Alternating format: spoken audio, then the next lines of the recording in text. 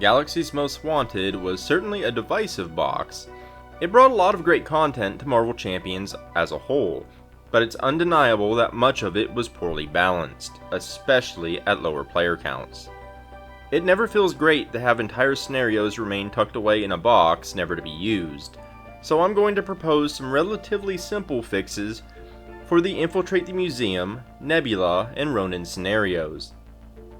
If you haven't already watched my original video on fixing the imbalance in Marvel Champions, I highly recommend doing so, as my suggested fixes take root in the foundation that I laid out in it, but I'll recap a couple points here. Most of the game's imbalance usually stems from a mismatched action economy. The fixes I suggest try to remain on the simple side without requiring anyone to print out custom content. I do all of my testing with the ally deck building restriction that I propose in fixing the imbalance. This means I limit non-signature allies to 3 per deck, or 5 if I'm playing leadership. I primarily play the game at 1 or 2 players. And video games get patched. It's not as simple with board games, so homebrewing should never be shunned or shamed as taboo. Fun is the goal after all. Additionally, while attempting to fix Galaxy's Most Wanted, most of my testing was done while playing Expert. Nearly all of my fixes aim to lower the difficulty of these scenarios, but I do want to note that lowering the overall game's difficulty is never my aim. My deck building restriction increases it, for example. But these scenarios aren't just difficult, they're fundamentally broken in some way, and I will explain the how and why as I go. Funny enough, I don't think that Infiltrate the Museum is particularly difficult. It is, however, swingy, frustrating, and punishes all but a single playstyle so significantly that it's a struggle to enjoy, especially at low player counts. This boils down to one problematic mechanic, the Grand Collection. Any card that is discarded from play goes to the collection. If you allow too many cards to enter the collection, it's an instant loss. The Grand Collection itself isn't an issue. It's actually a pretty clever and unique mechanic that should ideally force players to think carefully about what kind of cards to put in play, because there are also cards in the scenario that force you to discard cards into the collection regardless. The issue stems from the fact that all the encounter cards are able to be taken into the collection, minions, attachments, and side schemes. That not only makes the flow of the game unreasonably hard to predict, but it also doesn't make any sense. Why does the collector win by collecting his own things? The solution seems obvious enough. Make the encounter cards exempt from going into the collection, but that actually makes the scenario far too easy. We want balanced, not easy, so we have to add a counterweight to the scales. Now that the collector's own cards don't enter the collection, we've cut out most of the swingy frustration, and now the scenario feels a lot better thematically. However, I found that the scenario became toothless after that, and the collection was far too easy to manage. I have 2 goals when I fix something in Marvel Champions. I want it to be simple. I could easily just create my own versions of the cards, but that's a lot more effort for people to use. It requires printing cards and getting the fit right with existing ones, and a lot of time. Secondly, I like my fixes to make sense from a thematic perspective. It would be hypocritical to point out the thematic flaw in the collector taking his own things, and then implementing something equally as weird. So the collector hires all kinds of people to acquire items for his collection. So let's say hello to Space Pirates. Space Pirates is an encounter set that comes with Galaxy's Most Wanted. It's a brutal set that removes your cards from the game when you get hit by one. We're going to add Space Pirates as a mandatory encounter set alongside Galactic Artifacts. You still add one other module as well for variety. When playing Infiltrate the Museum, anytime a Space Pirate card would remove one of your cards from the game, place it in the collection instead. This gives the scenario the extra teeth it needs to make up for the fact that we're no longer putting the collector's own cards into the collection. I found this to be a much more satisfying way to play the scenario. If you're worried about the encounter deck being diluted with 3 encounter sets, Galactic Artifacts, Space Pirates, and one other one, you may remove all of the standard set cards except Shadows of the Past. Leave the Expert set in if you're playing Expert. I never found dilution to be an issue myself, however. I also like to add the expert version of the Gallery of Splendor from the campaign to the encounter deck. It's a double-sided card, so you'll need to use sleeves. I slide it in front of one of the standard set assault cards. Adding the Gallery of Splendor is optional though, but I'd recommend it if you're playing with more than 2 players, as it can help keep the pressure up when it's pulled. Every villain or scenario generally has a unique mechanical quirk. Nebula's issues stems from the fact that she has one, and then half of another one that feels kind of half-baked. Her primary quirk is her technique cards that can combo into one another. This alone makes her a formidable opponent, but she also has the evasion counter mechanism, where her ship acquires evasion counters. The threat placed on the main scheme at the start of the villain phase is equal to the number of evasion counters times the number of players. On top of that, her main schemes have laughably low threat thresholds. At low player counts, this is incredibly unforgiving. Rhino is already notorious for unfairly ending games in solo with an unlucky advance, and Nebula is way worse.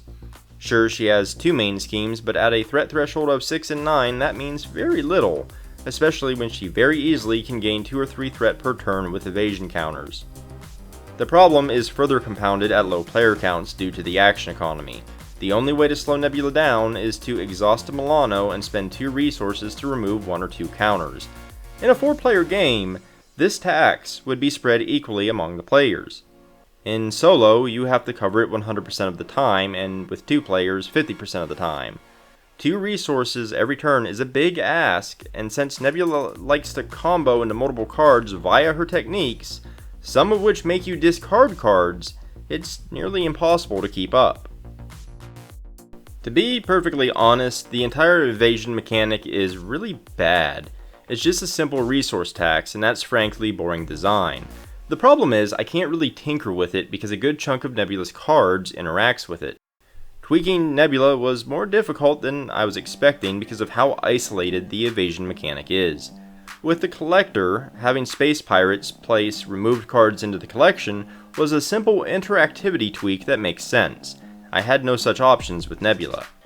What I settled on, however, turned out to be very simple.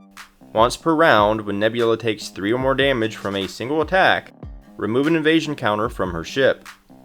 It's so ludicrously simple, I'm ashamed I sat at the table with her cards spread out in front of me for so long before I thought of it. It gives you an extra alternate way to remove evasion counters without neutering them altogether. It also lets more resource-intensive heroes still contribute in multiplayer without slaughtering their action economy. The more players there are, the less meaningful the change is, but Nebula's biggest issue is at low player counts anyway. Thematically speaking, I see it as Nebula's piloting skills faltering when she gets injured. I'm going to ignore the fact that you're also thematically punching her in the face while she's in her ship, and you're in the Milano, because I already complained about it in my review of Galaxy's Most Wanted.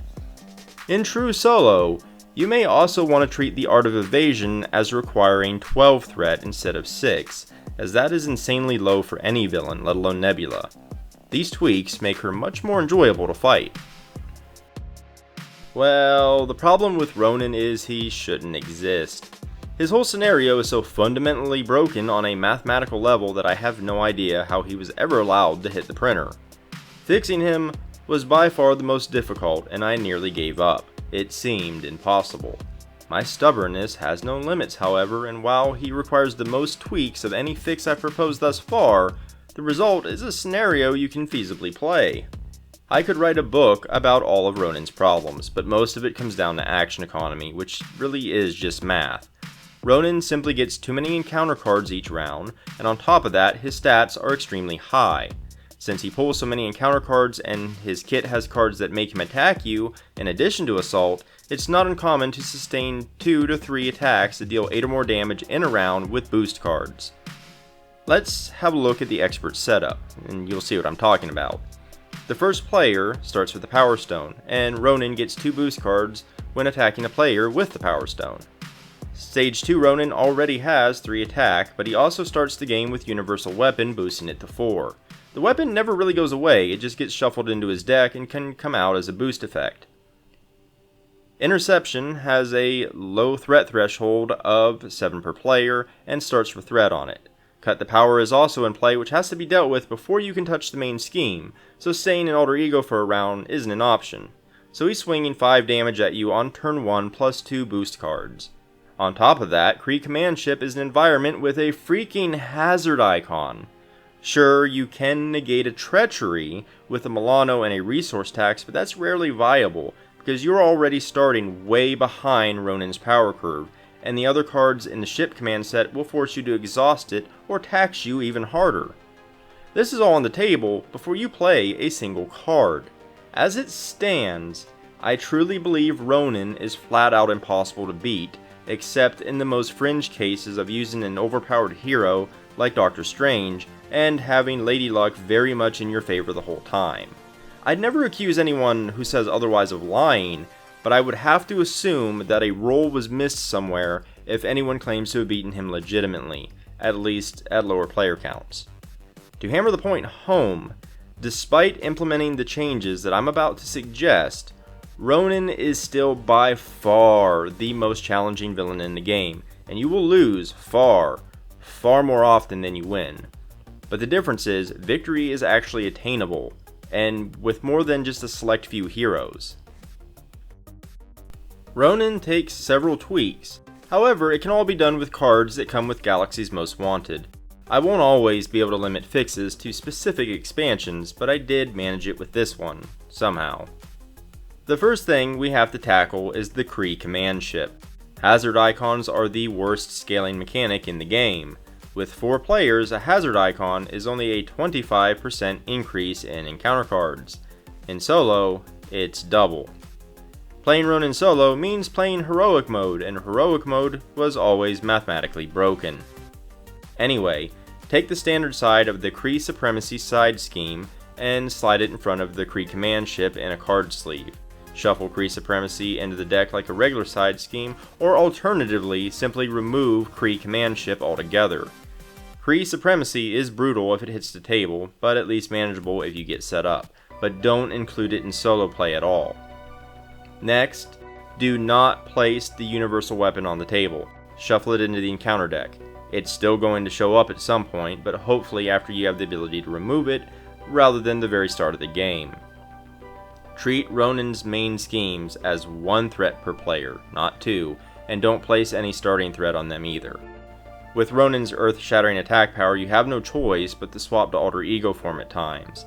The main schemes will still always be in danger of breaking, but you may get to take an occasional breath between hammers to the face. Finally, during setup, bring out all of the Milano upgrade campaign cards. Take a look at the unit cost of each card, and select one with a unit cost of 6, and 2 with a unit cost of 4, and put them in play attached to the Milano. When Control the Milano switches to another player, the upgrades go with it, so essentially the strongest version of their abilities is always going to be available. To keep it balanced, if the Milano is exhausted, you can't use the upgrades. The reasoning for such a big boost to the players is even despite the other tweaks, Ronan still has a twofold problem. With the number of boost cards, boost effects, and surges, keeping up with his action economy is extremely hard. At the start of the game, it's almost impossible. Secondly, Ronan has no weak points. He accumulates threat very quickly, attacks harder than any other villain, pulls multiple encounter cards, bypasses ally defenses with overkill, can gain stalwart, and can even hit you in Alter Ego form. There are no gaps in his armor. You can only survive while chipping away at his health. If you're playing at a lower player count, you're going to have holes in your coverage. By choosing Milano upgrades to cover the weaknesses in your team or decks, you're giving yourself just enough room to make some moves. Upgrading the Milano before the hardest fight ever also seems like a reasonable thematic compromise. It's also a statement too just how broken Ronan is, that he remains so incredibly difficult despite several rather large tweaks. But with these changes, he's beatable, and dare I say it, even enjoyable to play against. Before I summarize all the fixes that I went over in this video, Let me remind you that you can find all of my past, present, and future homebrew changes compiled into a PDF by becoming a Golden Shield bearer on my Patreon, in addition to some other perks. I hope these changes improve your enjoyment of the game and allow you to use the entirety of the expansion. Stay tuned, because I have even more fixes for Marvel Champions planned in the future. Anyway, to summarize what we went over, Infiltrate the Museum. Encounter cards do not enter the Grand Collection. Space Pirates is a mandatory encounter set. When a Space Pirate card would remove a card from the game, it enters the collection instead. You may optionally remove all of the standard set cards except for Shadows of the Past. If you're playing with 3 or more players, add the expert version of the Gallery of Splendor to the encounter deck. Nebula. Once per round, when Nebula takes 3 or more damage from a single attack, remove an invasion counter. If you're playing true solo, you may optionally require the Art of Evasion to have 12 threat to break instead of 6. Ronan. Replace Kree Command Ship with the standard side of Kree Supremacy, or just remove Kree Command Ship altogether. Universal Weapon does not start in play. The main schemes gain threat equal to 1 times the number of players instead of 2 times the number of players, and they do not start with any threat. Select 1 Milano upgrade with a unit cost of 6 and 2 upgrades with a unit cost of 4. Attach them to the Milano during setup. If the Milano is exhausted, the upgrades can't be used. When control of the Milano switches to another player, the upgrades go with the Milano. And that sums it up. I hope you enjoyed this video. If you did, consider liking and subscribing, since it really helps me out and boosts my visibility on YouTube a great deal. I've also left a few links down in the description below.